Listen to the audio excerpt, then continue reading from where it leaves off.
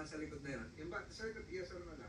Palingki po yun, Your Honor. So Dito po sa amin, Your Honor. Dito so, yung nasa likod, hindi nyo tindahan nyo, wala rin kayong pwesto roon. wala po, Your Honor. Ayun. Dito lang po, yung katabi mismo na Your Honor, dyan siya kasi nagpipicture, nakaharap sa aming tindahan, Your Honor, dito banda. So, ang sagot sa tanong kay Senator Estrada, ang pinicturean, hindi yung tindahan kung hindi yung galos. Yung ba ang ginawa mo, Richard? Yes po. Opo. Yun. If Senator Estrada will... Wala kang intensyon na kunan ng tindahan. Tama ba ako? Wala po. Ang intensyon mo lang kunan yung galos. Tama. Yung sugat ni Aling Elvi sa braso. Opo, yun lang po talaga. Okay. Siguro maituloy ko, Senator Estrada, yung ikaw ay nagtatrabaho sa munisipyo, hindi naman ikaw siguro yung driver ng truck, ano? Hindi po. Okay. Iba pa po yun. May pahinante kayo, ilan kayo pahinante? Hindi ko na po matandaan kung ilan Hindi, po. pag lumalakad yung truck, nakuha ng basura, ikaw lang ba mag-isa, driver? Nung time po na nakakot po kami ng basura, marami po kami. Kasi Marami. bali 3 truck po doon sa... Hindi, yung truck ninyo, ilang kayo? Bawat isang truck, ilan yan? Isang pahinante, dalawang pahinante, isang driver. 4 po, kung minsan po 5. Kasi yung tatlo, yun ang kukuha ng basura, yung isa nag-aabang sa truck, ipinapasa na lang doon, Opo. siya mag-aakyat, di ba? Pero nung mga panahon po yun, lahat po ng mga tawag sa truck ay nagsama-sama. Kaya marami po kami. Marami kayo. Opo. Naikwento mo ba ito sa ibang mong kasamahan? Sa driver o ibang kasamahan?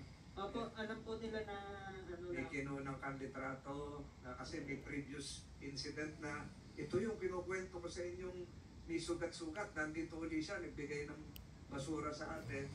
Kaya ako kinuna. Pero pinadilit nung amo, nung tatlong lalaki. Naikwento mo yun? Hindi po. Hindi mo na naikwento. Opo, sa GC lang po, sa group chat lang po talaga na naipasa. Ayun, pero yung mga kasama mo sa trabaho, naikwento kasi nagbe-break kayo, nagbe-merienda kayo, nagkakape kayo, pagdating sa MRF. So, nakunang pa na naman ng litrato, yung si Manang LB. Nakita niyo ba? May naikwento hanggang ganon? Wala po, pero alam po nila na nakunan ko ng picture yung si Nanay LB po. So, alam din nila kung bakit mo kinukuha ng litrato? Para makita yung sugat. Hindi po, hindi rin po. Ayun. So, wala silang tanong, bakit ka inaawat nung ano? Bakit pinapadilit? Walang tanong ganon. Wala po, wala po. Mr. Chair, Senator Richard, Estrada and then Senator De La Rosa. Richard, teka, bakit interesado ka kunin yung sugat ni o galos ni Aling Elvi? Nangawa lang po talaga ako sa kalagayan niya. Hindi pa siya ganito, hindi pa ganito ang kanyang kondisyon nung kinunan mo ng picture. Hindi pa po. Hindi pa siya Hindi pa po siya bulag. Hindi pa siya bulag. Opo, pero may mga sugat na nga po siya na. Sa kanang braso lang yung kanyang galos at sugat. Opo. Ha? Opo. Parang nagsipla nga po sa ano, sa motorsiklo. So plain and simple, naawa ka lang kaya. Naawa Kaya lang. mo kinuha ng litrato. Alright. Mr. Chair, Carlos, you have an introductory statement or wala lang you can Mr. proceed Chair. with the questioning? Sorry, I'm late. Just would like to know if Richard Pinto has already shared with this committee what happened during the confrontation with Mr. Ruiz regarding the removal of the picture. Ano ba? He is doing it right now. Okay, okay. Gusto ko lang malaman kung bakit siya kinausap, paano siya kinausap. Opo. At sumunod na rin si Mr. Ruiz kung bakit sila, like to acknowledge the arrival of Senator Tulfo as well. Thank you, So, Mr. Chair. sinagot ni Mr. Ruiz yung tanong ni Senator Estrada. Yung version ni Richard. Na pinapa-delete yung litrato. Ito na nasa harapan natin ngayon. Mr. Chair. Gusto ko lang malaman sana, Mr. Chair, yung version ni Richard, yung kanilang...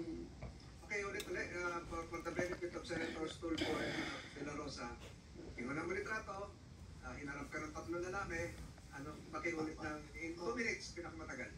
Ayun po, yung kinunan ko na po siya ng litrato. Sinaway po ako nung, yan po yung nasa picture na lalaki na yan, yan po ang sumuway sa akin. Tapos pagkadating po namin ng munisipyo, dito sa Medjin, sa pahingahan po namin. Kasama po siya sa 3 lalaki. Anong ginawa sa'yo? At sinuway lang po ako at pinatatanggal po yung litrato na kinuha ko.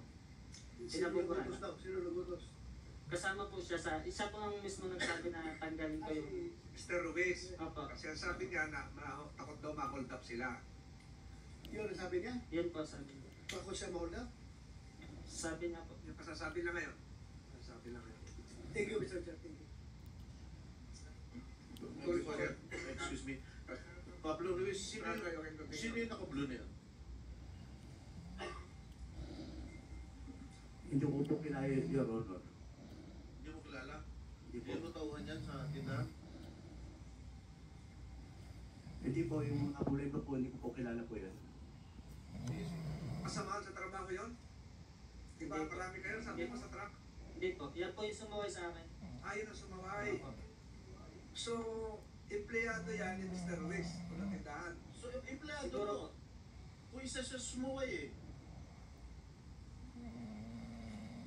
I-close up mo nga, pwede i-zoom. For plump and smoother looking skin. Olay Retinol 24. Try it for only 149 pesos. Ang perang tulog. Sa inflation, sunog. Push. Push. Push. Why burn when you can earn thousands with Maya? Others burn. Maya earns.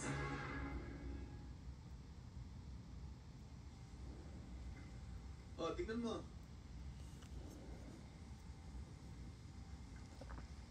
Hindi ko ka talaga kilala, Your Honor. Ha? Hindi ko po talaga kilala, Your Honor.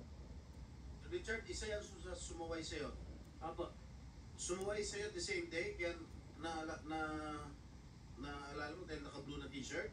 Opo, yan po. Kasama din po siya sa, ano, sa munisipyo. Sinungaling talaga ito. Sa pagsaway po. Ano, Ginoong Pablo? Lumapit ka sa screen. Tingnan mo. Mabuti. O, ito na Your Honor, parang hindi ko na makilala, Your Honor. Ha? Parang hindi ko nakilala po, Your Honor. Eh, tumutulong kay Aling ay, hindi makikita ni Aling LB to. Eh, tumutulong kay Aling LB to, eh, oh. Di ibig sabihin tauhan mo.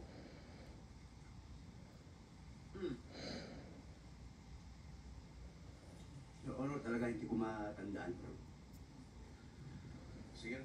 Mr. Chair. You're recognized. Thank you, Mr. Chair. Mr. Ruiz and Mrs. Ruiz, andito na po sa amin ngayon yung result ng polygraph test na ni-request ko. Senator po, we will be, with your permission, we will be establishing first we have the presence here of the NBI. Siguro kung pwede mo munang i-hold muna yan para mamaya establish muna natin yung credibility ng NBI, yung gumawa. Pwede ko lang pa-establish na yun, Mr. Chair. Meron pa tayong isang nalalabing testigo na pinatawag natin na bagong dating na hindi pa natin natatawag for purposes of orderliness here. We have alias Pau Pau na nasa na si alias Pau Pau. Sige. Okay. Para maiayos natin ito munang si alias Pau Pau ang ating tapos ka na ba sa Strata kay Mr. Chair. Paul? Mr. Chair. Meron ako tatanong isa sa mag-asawa. If you allow me. Go ahead. Related to Paul or dito na sa bagong testigo? Hindi kasi ako na-brief tungkol sa bagong testigo. Nobody told me about the new. Meron tayong 3 bagong testigo. Si Miss Melinda, Anang Melinda Magno, kasama yung kanyang anak na si Jerwin na sumulpot kasi ang pinag-usapan kasi sa Tulfo nung huling hearing, sinasabi ni Manang LB na siya ay nagsimula magtrabaho 2017. Ang sinasabi ng mag-asawang Ruiz, sila ay namasukan si Manang LB 2019. So ngayon pinatutunayan ni Manang Melinda na 2017. Si Paul naman ay yung sa basura. At meron ding isasalaysay si Nimbago, Pau Pau, na ngayon lang sumulpot din. Mr. Chair, kaya tayo nandito lahat ngayon is to establish kung itong dalawang mag-asawa ay nagsisinungal o hindi, regardless kahit na lang witnesses pa tayong isasalang natin dito, the ultimate talagang gusto nating mangyari is to establish na nagsisinungaling itong dalawa o hindi. At kapag nagsisinungaling, then makakasuhan natin at makukulong. Yun lang po yun para sa akin. So sana po, yung tatanungin ko sa kanila, kasi I wasn't informed na meron pala mga bagong witnesses. Really, I wasn't really informed. I didn't know. Kasi kung I know, then I should have prepared my questions para di sa mga witnesses. But anyhow, para sa akin, regardless kung meron tayong 10 witness, 1,000 witness, still, in the end, ang gusto natin malaman kung nagsisinungaling to o hindi itong dalawa. Yun lang po yun. So sana kung papayagan, Tagal gagawin mo na? katanungan ko Matagal? ay para ma-establish once and for all na talagang itong dalawa ay sinungaling. Yun lang po yun. Okay. Senator Tulfo, with due respect to our members, pwedeng tapusin muna natin to si alias Pau Pau para mabilis lang ito. Kasi ngayon lang sumulpot ito na very relevant din ang kanyang Okay, then can I use my time? Pa ako na magtanong kahit Yes, wala yes. akong information. Definitely. Establish ko lang si alias Pau Pau. Sige and po, then ako na po mag-establish. you will have the first crack. Ang pangalan mong tunay ay Paulo Custodio Tuling, alias Pau Pau. Ikaw ay naninirahan sa Mamburao, Mindoro, Occidental. Ano, Mike? Tama po ba yun? Tama po. Pwede bang malaman kung kailan mo unang na-encounter ito si Aling LB at ano ang itsura niya nung una mo siya na-encounter? Nung pagpasok ko po dun sa bilang trabahador po ni Ate Franz po. At trabahador ka, pero akala ko ikaw ay nagtatrabaho sa munisipyo o sa MEDA, Hindi po sir. sa PSA. Kasalukuyang nagtatrabaho pa lang po ako sa PSA po. So namasukan ka rin pinaaling kina ma'am sa mag-asawang Ruiz. Ako Bilang bilang pong